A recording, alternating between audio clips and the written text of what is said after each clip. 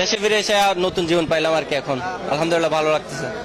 আলহামদুলিল্লাহ, শুকর আলহামদুলিল্লাহ। আমাদের উপদেষ্টা মহোদয় যে কামটা করছে এটা আমাদের জন্য শুকরিয়া। ওনার কারণে আমরা আসতে পারছি। তাকে ধন্যবাদ যে তার বাংলাদেশ সরকার এই প্রচেষ্টায় আমরা এখানে আসতে পারছি, না হলে আমাদের এখানে আসা হয়তো সম্ভব হতো না। এখন মোহাম্মদ রাকিবুল হাসান বাবু, আমি আবুধাবি থেকে এসেছি। আচ্ছা, আপনার সাজা কত বছর হয়েছিল? 10 বছর। কেমন লাগছে আসলে দেশে ফিরে এসে? দেশে এসে আলহামদুলিল্লাহ অনেক ভালো লাগতেছে আমার থেকে। 4 বছর, প্রায় 9 মাস। এখন এই যে মনে করেন হুকুমটা মেনে আমরা সবাই মানে কি অস্থির হয়ে গেছি, মানে কি কেউ কান্নাকাটি কান্না থামা যাচ্ছে, মানে কি এক একটা ছবির জন্য কারো কারো যাবজ্জীবন চলে যাচ্ছে। প্রায় আপনার মনে করেন 10 বছর ধরে জীবন কারাদণ্ড দিছিল, তারপর 3 জনকে দিছিল যাবজ্জীবন 25 বছর। আচ্ছা, এই যে এটা যে আসতে পেরেছেন কেমন লাগছে? আচ্ছা, আলহামদুলিল্লাহ, এটা সবই হচ্ছে আপনাদের দোয়া।